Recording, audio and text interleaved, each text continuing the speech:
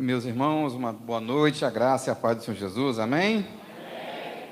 Motivo de muita alegria estar aqui com os queridos irmãos da Igreja Metodista da Vinhosa. O pastor Fábio já falou muito bem de onde nós nos conhecemos. Momento muito abençoado, aquele período de oração que nós tínhamos aos sábados pela manhã. Eu ainda na condição de seminarista, vinha do Rio, e chegava às 5h30 da manhã na rodoviária, 6 horas estava lá. Graças a Deus, muito feliz de estar com os irmãos aqui.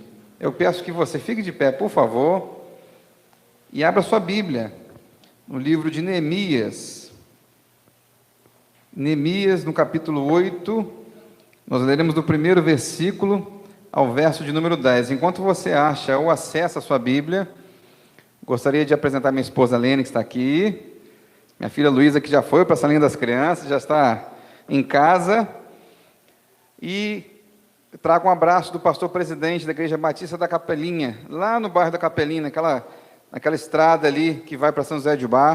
Pastor Silvio, que está conosco lá na Compai. Eu estou fazendo de tudo para participar das reuniões. Já fui uma vez, prometo que irei a outras reuniões. Amém? Jean Obama, meu amigo de longa data, sua mãe está ali, e tantos irmãos queridos que se eu for citar, vou faltar com o nome de alguém aqui. Amém? Você já achou a sua Bíblia? Eu lerei na minha versão. Você pode ler na sua versão e acompanhar comigo a leitura da Palavra de Deus.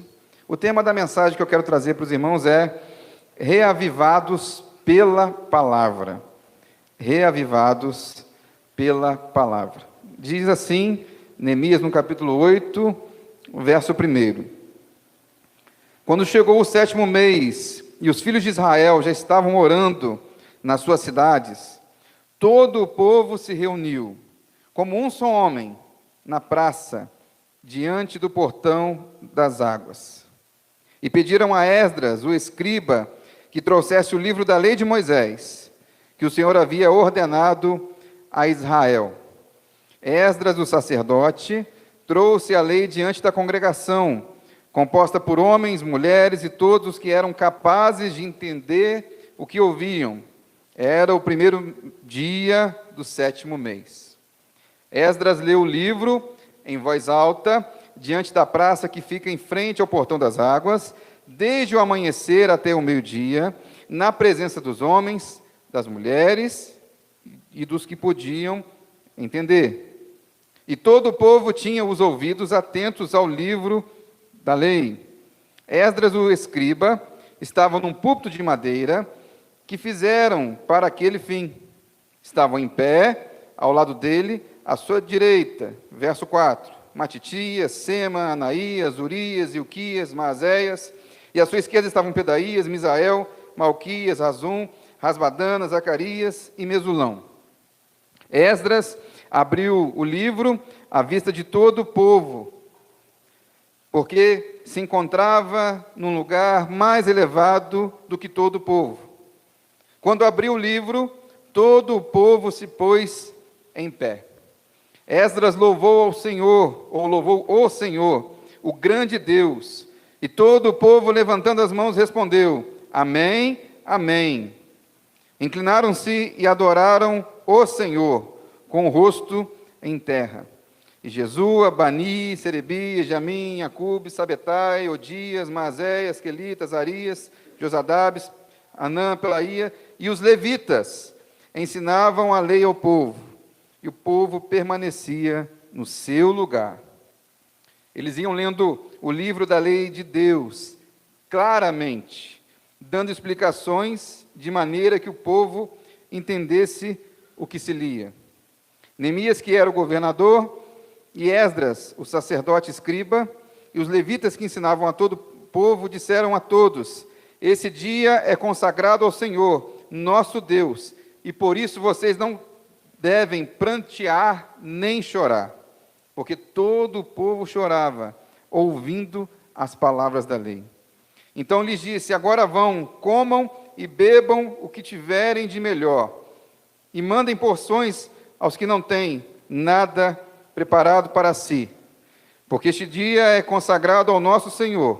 Portanto, não fiquem tristes, porque a alegria do Senhor é a força de vocês. Oremos. Deus Santo, Deus bendito, obrigado pela Tua palavra, Deus. Que o Senhor possa nos usar como um instrumento do Senhor, Deus. Que eu diminua e que o Senhor cresça para a Tua honra e para a Tua glória, Deus. Amém e amém. Podemos assentar, meus queridos irmãos. Eu gostaria de chamar a atenção de vocês para um homem chamado Barry Schwartz. Toda vez que eu pronuncio um nome que não é em português, eu lembro do meu cunhado que fica lá, já vai falar inglês. Mas nem inglês ele é. Ele é um soviético, ele é da União Soviética, de origem judaica. Ele morou na União Soviética até o fim dela e depois mudou-se para os Estados Unidos. Ele fez psicologia e é um grande professor em Harvard, na área de psicologia. E ele, ao lembrar-se do tempo em que viveu na União Soviética, teve essa memória principalmente pelo fato de chegar a Nova York, uma cidade que vocês conhecem, uma grande cidade, uma numerosa cidade, tanto de pessoas, de conhecimento, de tecnologia, e precisou ele comprar uma calça jeans somente. Vocês, homens, sabem que uma calça jeans é suficiente para a gente. 2 ou 3 no máximo. No máximo. Então, ele chegou nessa loja, entrou na loja, viu diversas opções de calça jeans, ficou mais de 1 hora nessa loja e saiu insatisfeito porque não conseguiu escolher uma calça jeans. Ele se lembrou que na União Soviética tinha apenas uma calça jeans ou 2 para fazer uso ou para comprar. Então, ele começou a pesquisar e usar um termo chamado paradoxo da escolha. O paradoxo da escolha. O que é isso, meus irmãos? Basicamente, é o que vivemos hoje. Eu tenho certeza que se você para acessar o YouTube, você fica com dificuldade de escolher. Eu tenho certeza que se você faz acesso a plataformas como Netflix, de vídeo, e se você gosta de assistir um bom filme, não tem nada de errado nisso, mas são tantas opções que você começa a ficar angustiado, ansioso e estressado. É esse que é o paradoxo da escolha que a nossa juventude, que nós adultos, que as crianças, que os adolescentes estão vivendo. Uma crise de ansiedade por excesso de opções. Se você for à casa dos meus pais, ouvir a minha mãe falar, ia dizer, olha, no meu tempo só tinha esse curso para fazer, e olhe lá. Então, quem já fazia esse curso de formação de professores, já era um vencedor na vida. Ou quando, com muito custo, uma pessoa fazia um curso de medicina lá no Rio de Janeiro, fazia esse curso e voltava e se tornava médico. Então, não haviam várias opções, diversas, milhares de opções para a pessoa seguir.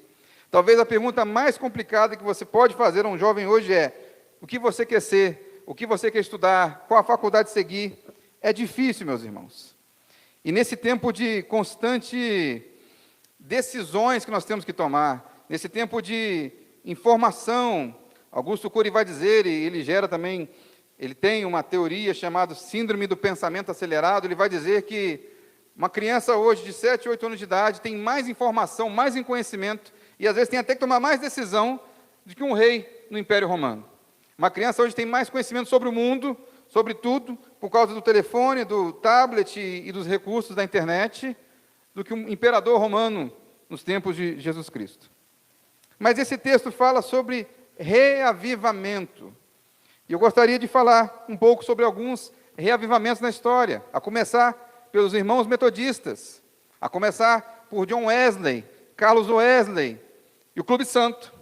Se reuniam para orar, se reuniam para buscar a santidade. E em 24 de maio, se eu estiver errado, o pastor vai saber de cabeça. O pastor metodista vai saber. Em 24 de maio de 1738, a data-chave é o início do metodismo na Inglaterra. É o início em que aqueles homens jovens, universitários, pararam a sua vida para orar, para estudar a palavra de Deus e se dedicar. E houve ali um reavivamento na Inglaterra. Alguns historiadores vão dizer que a Inglaterra vivia sobre o mar do pecado. Pessoas que iam à igreja apenas por ir, para cumprir rotina. Um trabalho excessivo, uma vida devassa, uma vida distante de Deus. Mas através desses homens, orando a Deus, na rua Aldersgate, eles encontram o Espírito Santo, são reavivados pelo Espírito Santo de Deus, e uma obra missionária acontece. Uma característica dos reavivamentos é conversões em massa. E vou falar mais à frente de um homem chamado Martin Lloyd Jones, que teve um reavivamento em Londres, mas Robert Evans, no país de Gales, em 1904, um médico que parou, um estudante de medicina, que parou de estudar para voltar para a sua cidade e iniciar uma reunião de oração em que toda a cidade se converteu ao Senhor. Alguns vão dizer que nessa cidade, um termo jurídico, minha esposa advogada vai saber melhor do que eu, que o juiz meio que colocou uma luva branca nas mãos porque não tinha mais causa para julgar. Não havia mais dissensões, não havia mais problemas entre as pessoas da cidade, porque o Evangelho, o Espírito Santo de Deus, a Palavra de Deus, chegou àquele lugar e transformou, de fato, corações. Não confundam conversões com adesões, como de vez em quando acontece por aí. Eu gostaria que você mantivesse a sua Bíblia aberta, para que lêssemos esse texto. O contexto você sabe muito bem. Neemias pede ao rei o direito de voltar a Jerusalém e poder reconstruir os muros de Jerusalém. E aí você vê o capítulo 1º, 2º, 3º, e chega no capítulo 8, que o próprio povo de Deus já estava arrumando confusão, dissensão, problema, e esse momento é um momento que eu considero um momento de reavivamento, em que o povo para tudo, para a sua vida, para orar e se dedicar a Deus. Eu vou dar um spoiler do que eu vou dizer à frente, que é basicamente isso. Eles estavam juntos como se fossem um homem só, e o povo pediu o livro. Se você acompanhar comigo o verso 3 novamente, leiamos novamente o verso 3, diz assim: Esdras leu o livro em voz alta, diante da praça que fica em frente ao portão das águas, desde o amanhecer até o meio-dia, na presença dos homens, das mulheres e dos que podiam entender. E todo o povo tinha os ouvidos atentos ao livro da lei. E o primeiro tópico, a primeira impressão que nós temos é que esse povo tinha sede pela palavra de Deus. Sede pela palavra de Deus. Meus irmãos e irmãs, esse povo que vivia no exílio babilônico ou no persa, principalmente no babilônico, quando eles foram levados cativos de Jerusalém, você vai ver lá em Jeremias e outros profetas falando sobre, por mais que eles não tivessem uma liberdade plena, por mais que eles não tivessem uma vida tranquila, por mais que eles tivessem saudade de Jerusalém, eu poderia trazer uma analogia, uma comparação entre nós saindo aqui de Itaperuna, e eu sou itaperunense, indo morar lá em Nova York, ou lá na Europa, num país lindo, com todas as condições, a minha filha podendo fazer a melhor faculdade. Era mais ou menos esse contexto que o povo judeu vivia na Babilônia. É claro que haviam pobres e haviam ricos, mas tinham e usufruíam de certas liberdades e certas vantagens, uma vida boa. Mas Neemias, sendo copeiro do rei, trabalhando no governo, e quem trabalha no governo tem muitas regalias, não é diferente dos dias de hoje, esse homem decide sair daquele lugar e retornar para Jerusalém, uma cidade em que estava toda desértica, sem construção, sem muros, vários povos disputando aquela área apenas por disputa de poder, porque a cidade em si não tinha tantos atrativos, não tinha tanta agricultura, era uma terra, de certa forma, infértil, mas aquele homem decide sair daquele palácio, do governo do rei, e voltar para Jerusalém, uma cidade toda destruída. Essa é a forma que Deus encontra de reavivar o seu povo. A Reforma Protestante, que nós celebramos agora, dia 31 de outubro, nos mostrou uma cena semelhante, em que o povo estava sedento por Deus, e o povo, em sua grande maioria, estava sendo enganado por não ter acesso à palavra de Deus, não ter acesso à verdade bíblica, não ter acesso à verdade do Evangelho. O povo também estava sedento. E é interessante que Deus trabalha de uma forma soberana e especial, e um século antes, aproximadamente, Gutenberg cria a imprensa, e isso faz com que seja mais fácil reproduzir a Bíblia Sagrada. Isso é um marco que, quando chega Lutero e fala sobre as teses dele, as 95 teses, facilita que o povo que estava sedento volte a ter acesso à palavra de Deus. Aquele povo estava sedento.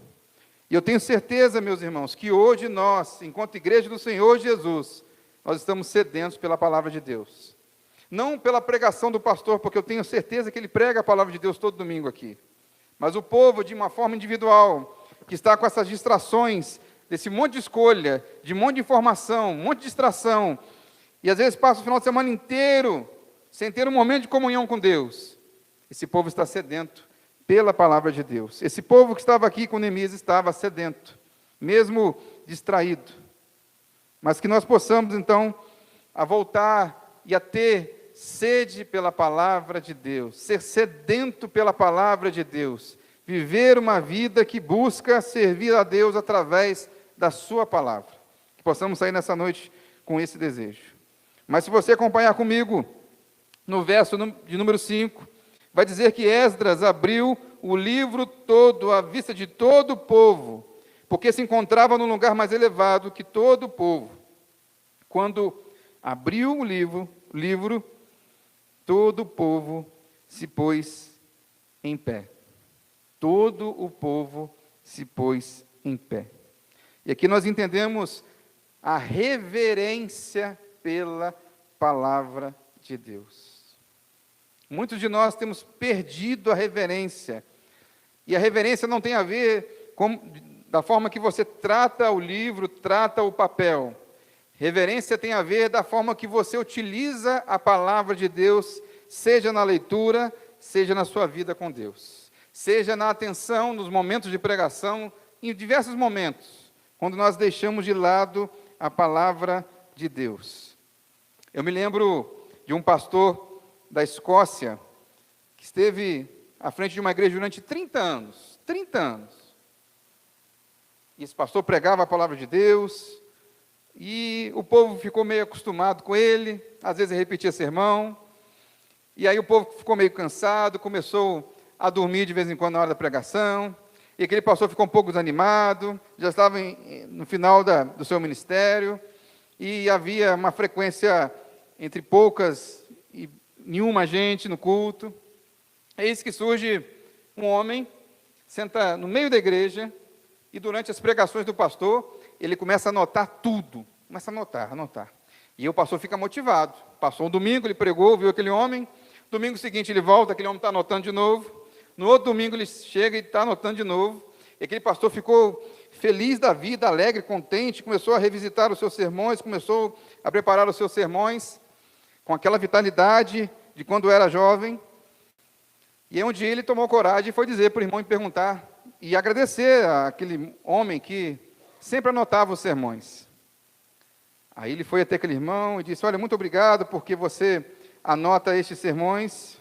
E disse, não, pastor, eu aproveito o momento da pregação para fazer o balanço da mercearia. É o momento que eu tenho de sobra para poder fazer esse balanço. Quando o senhor está pregando, eu estou lá fazendo o balanço e vou para casa tranquilo, sabendo como devo administrar a minha mercearia no dia seguinte. Reverência pela palavra de Deus. Nós estamos perdendo, nós, Igreja do Senhor Jesus, estamos perdendo a reverência pela palavra de Deus. Charles Spurgeon, um grande pregador inglês, batista, começou a pregar a palavra de Deus de forma especial, poderosa, e a sua igreja tinha cerca de 1000 membros, no início do século XX, 1900, 1902, e chegou um momento que ele começou a pregar e pedir para que as pessoas viessem daqui a 3 meses, porque, você assistiu o culto 3 meses? Assisti. Então, você assistiu toda a minha pregação, daqui a 3 meses você volta para assistir o culto, porque não tinha lugar para a pessoa sentar e assistir a pregação da palavra de Deus. Reverência pela palavra de Deus. Quando o povo tem reverência pela palavra de Deus, o povo tem sede de Deus e segue a vontade de Deus. Salmos, no capítulo 119, verso 11, diz, guardo a sua palavra no meu coração para eu não pecar contra ti. ou escondi a tua palavra no meu coração para eu não pecar contra ti. Que nós possamos colocar a pregação em primeiro lugar no nosso coração. Mas também, você vai acompanhar comigo no verso 8, que diz assim: eles iam lendo o livro da lei de Deus, claramente, dando explicações, de maneira que o povo entendesse o que se lia. Verso 8. E aqui nós tiramos uma lição, que além do povo ter sede de Deus, o povo ter reverência pela palavra de Deus, o povo também tinha entendimento da palavra de Deus. Olha que coisa linda, meus irmãos. E aqui eu vou citar o pastor Martin Lloyd Jones, um pastor que começou a pregar na década de 30, 40, e teve o seu auge no ministério nos anos 60, em Londres, na Inglaterra. O contexto dele, o contexto da sociedade de Martin Lloyd Jones, era semelhante ao contexto em que John Wesley, Carlos Wesley e os metodistas viviam lá em 1738, em que Londres estava seduzida, a juventude, pelo movimento hippie, por tantos movimentos, tantas distrações. Lembra que eu falei sobre distrações? Tantas distrações. Então, esse homem que é um metodista, sai do país de Gales, médico da rainha. Ele era médico da rainha, não era qualquer tipo de médico. Para você ser médico de uma autoridade, você tem que ter um grau de confiança e conhecimento alto. Então, ele deixa a medicina para se tornar pastor e pregar, a gente chama de uma capela, uma igreja relativamente grande em espaço, a capela de Westminster, década de 30, década de 40, 50 e 60. E ele, no livro Pregação e Pregadores, ele comenta sobre a situação do contexto que havia naquela época. É interessante que os jovens começaram a assistir e ouvir a sua pregação. Se ele fosse pregar aqui hoje, talvez vocês ficariam um pouco cansados, entediados, porque ele pregou 10 anos em Efésios e cerca de 5, 6 anos em Romanos, versículo a versículo. Chegava sexta-feira à noite, lia o seu sermão, não está aqui igual eu estou fazendo, só com os tópicos, ele abria o seu sermão, lia o seu sermão, e de uma igreja que estava aparentemente vazia, começou a encher, a lotar. Porque não parece que, apesar dos momentos que a gente vive como o momento atual, existe muita pessoa sedenta procurando entendimento da palavra de Deus. A internet, para nós, cristãos, nós entendemos que foi uma segunda reforma protestante, da mesma forma que Gutenberg fez lá atrás, que Gutenberg conseguiu trazer facilidade aos livros, ao conhecimento. A internet também trouxe muito conhecimento, mas trouxe também muita confusão. Então, você ouve um pregador agora, daqui a meia hora você ouve outro pregador, e um outro pastor e pregador, e você fica confuso. E às vezes você ouve tantas pregações que estão por aí, que não falam do Evangelho, falam de tudo, menos do Evangelho, e você fica confuso, porque não consegue entender. Mas Neemias e aquele povo de Deus, estava lá no deserto, com entendimento da palavra de Deus, porque haviam levitas, pastores, pregadores que pregavam com clareza a palavra de Deus. Pode parecer cansativo, e na mesma época que Martin Lloyd Jones pregou a palavra de Deus dessa forma, uma forma um pouco, não muito convencional, muito simplória, lendo os textos e pregando a palavra de Deus 40 minutos, haviam igrejas que já estavam tentando se adaptar ao mundo na região de Londres, mas mesmo assim, os jovens preferiram ir lá ouvir Martin Lloyd Jones. Precisamos ter clareza da palavra de Deus e convicção do que estamos pregando. Me lembro agora de um homem, também nesse período de Charles Wesley, de John Wesley, chamado... Ele fazia parte, esqueci o nome dele agora, vou me lembrar, George Whitefield, um batista que andava com metodistas, e fazia parte do Clube Santo. E George Whitefield pregava chorando com lágrimas nas praças, e diversas pessoas eram convertidas a Cristo de uma forma especial. Interessante que uma vez um humanista, um antropólogo, talvez ateu, chamado David Hume, o pai de tantas gias, né, ideologias aí, encontraram esse homem correndo pela cidade de Londres, correndo, não é andando não, correndo pela cidade de Londres. E aí, alguns que o conheciam falaram, por que você está correndo? Eu falei, eu estou indo lá ouvir a pregação de George Whitefield. Mas você acredita no que ele prega? Eu falei, não, mas aquele homem acredita no que ele prega. Convicção. E ele falava com lágrimas nos olhos da palavra de Deus. É uma bênção termos a Bíblia Sagrada, mas nós devemos ter cuidado com alguns termos que nós usamos na Reforma Protestante, entre sola Escritura, que é somente a Bíblia, que a nossa fé vem da Bíblia, e outro termo latim, que nós chamamos de nuda Escritura, que é a ideia de você achar que a tradição e a história da igreja, e a igreja por si só não interpreta. Tome cuidado com isso, porque tem muita gente que está interpretando a sua Bíblia do jeito que você quer. Inclusive para dizer assim, olha, eu não preciso de igreja, eu tenho a minha interpretação pessoal, eu faço o que eu quero da minha vida, então eu leio a minha Bíblia em casa e para mim é suficiente. Tomem cuidado com isso, muita cautela em relação a isso. 1 Timóteo, no capítulo 4, verso 6, diz, expondo estas coisas aos irmãos, Timóteo, você será um bom ministro de Cristo Jesus, alimentando com as palavras da fé e da boa doutrina que você tem seguido. 2 Timóteo 4,3 vai dizer assim, pois virá o tempo em que não suportarão a sã doutrina, pelo contrário, se rodearão de mestres segundo as suas próprias cobiças, como que sentindo coceira nos ouvidos. Eles se recusarão a dar ouvidos à verdade, entregando-se às fábulas.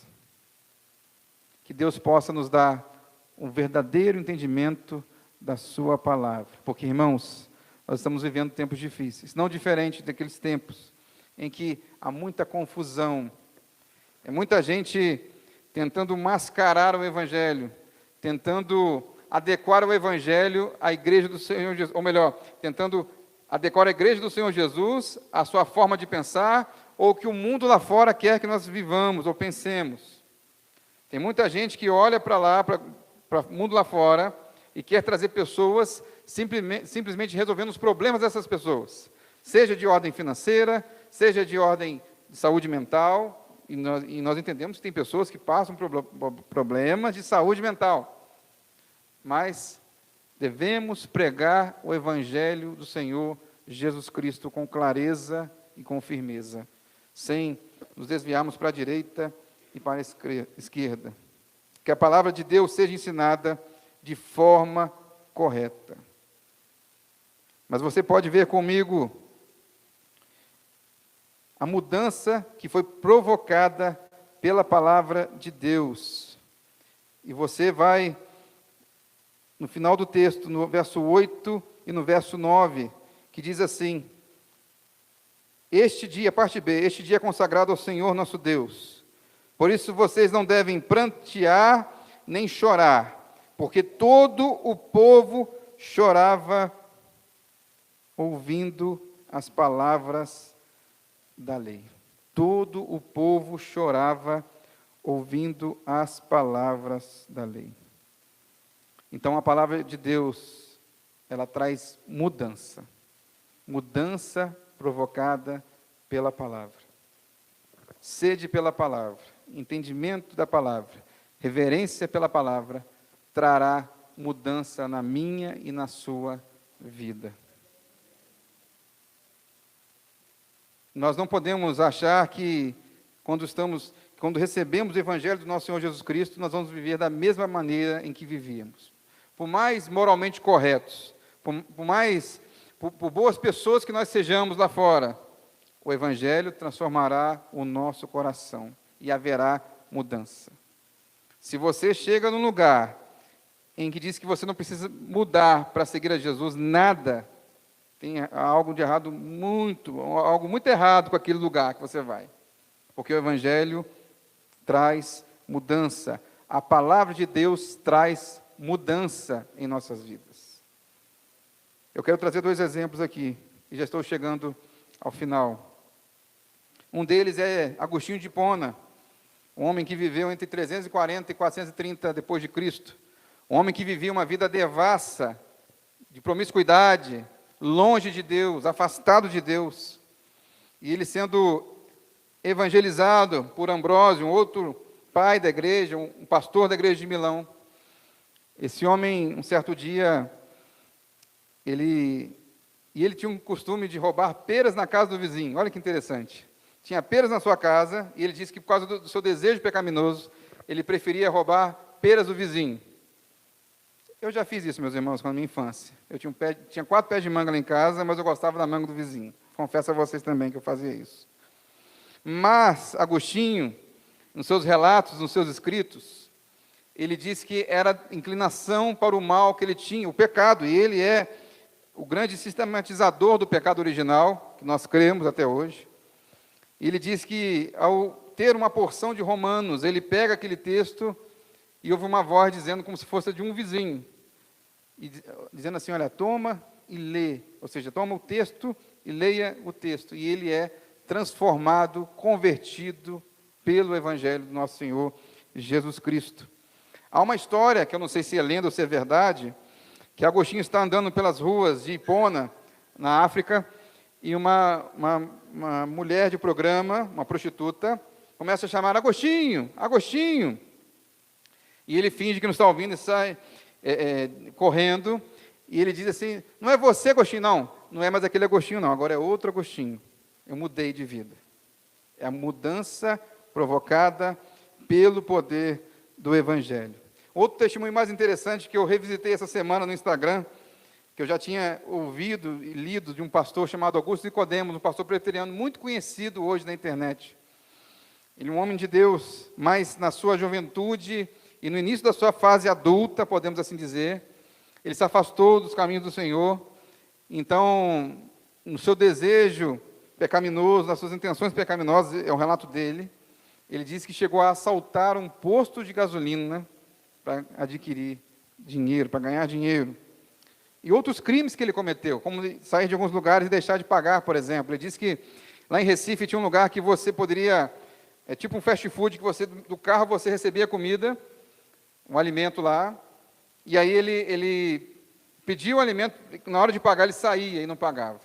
E é interessante que num texto como o de Zaqueu, que vocês conhecem muito bem, que Zaqueu promete restituir até 4 vezes mais, ele, agora convertido, transformado pelo poder do Evangelho, ele vai até esses lugares oferecendo o dinheiro e dizendo, olha, eu errei, eu pequei, eu cometi essa falha, estou aqui te ajudando, eu estou te restituindo, melhor dizendo. E ao chegar no posto de gasolina, dizendo, olha, fui eu que cometi aquele assalto naquele dia, para o dono do posto de gasolina, dizendo, olha, eu tenho um dinheiro aqui, eu vendi um carro, mas o senhor quer o dinheiro de volta, o senhor quer dar queixa, estou aqui disposto a passar por todo o processo jurídico.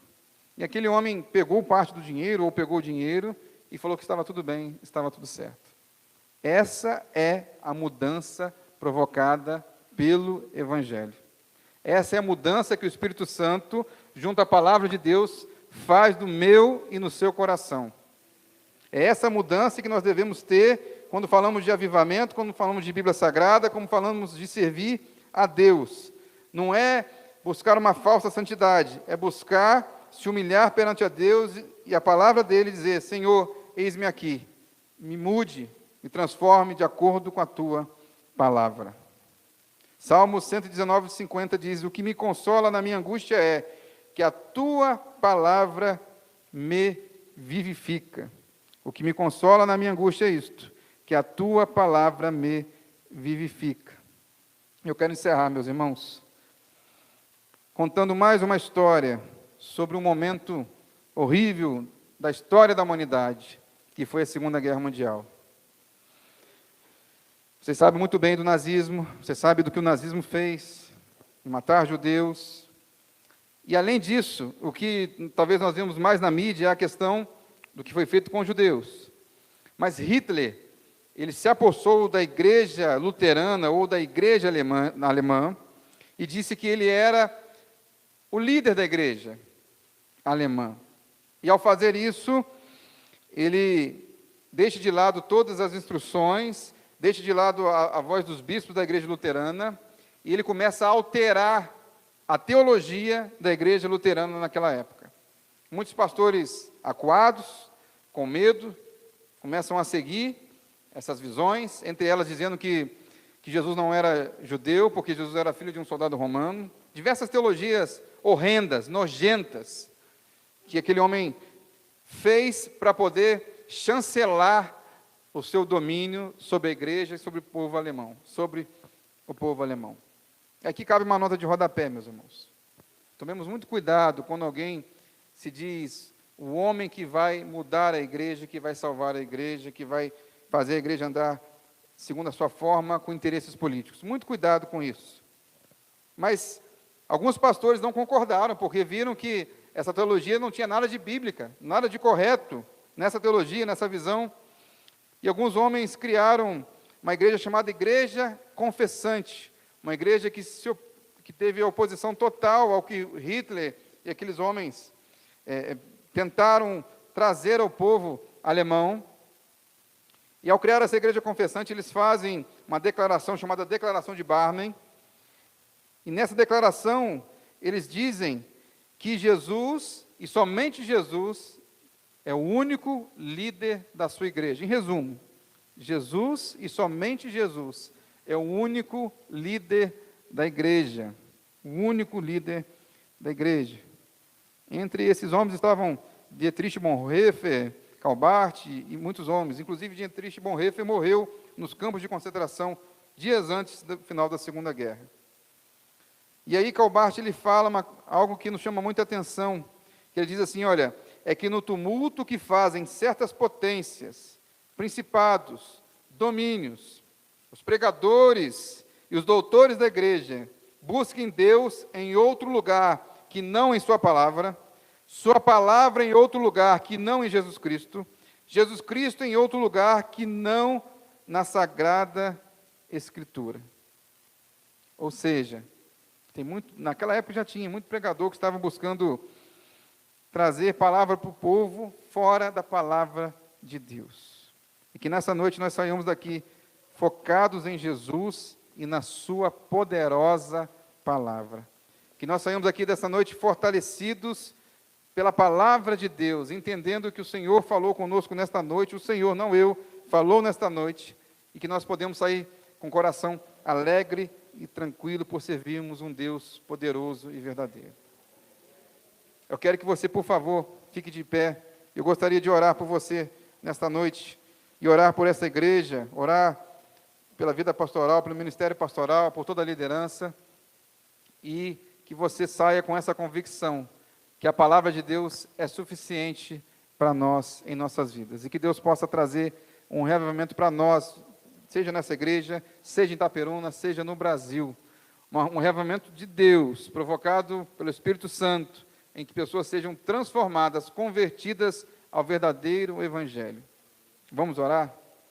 Deus Santo, Deus bendito, graças te damos, ó Deus, porque a tua palavra é pregada neste lugar, ó Deus, não somente hoje, ó Deus. Obrigado por esta igreja que tem sido bênção para tantas vidas, ó Pai. Continua abençoando a vida do pastor Fábio Grussani, ó Deus, sua família, ó Pai. Ó Deus, toda a liderança dessa igreja, ó Pai, toda a membresia dessa igreja, todos os irmãos queridos que estão aqui nesta noite, ó Pai. E que essa igreja nunca se esqueça do Senhor e da sua palavra. Que essa igreja nunca se esqueça, ó Deus, de pregar a tua palavra, está em tempo ou até fora de tempo, ó Deus. Que essa igreja seja uma igreja avivada, que hajam conversões, transformações de vida pelo poder que há no nome de Jesus. E que ela se mantenha fiel aos teus propósitos, ó Deus. Ó Deus, nos abençoe nesta noite. E que nós saiamos daqui debaixo da tua graça, da tua mão poderosa. E que as distrações desse mundo não venham nos distrair, ó Pai, e que nós foquemos na tua palavra, ó Deus, seja no momento de alegria, seja no momento de tristeza, seja no momento de fartura, ó Deus, ou seja no momento de falta, ó Pai. Que o Senhor possa estar conosco. Pedimos a tua presença poderosa nesta noite. Nós oramos no nome de Jesus. Amém e amém.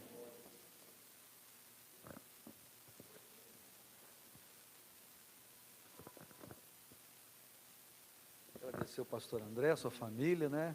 Ele esqueceu de dizer que ele é professor do Seminário Teológico também, né, da Igreja Batista.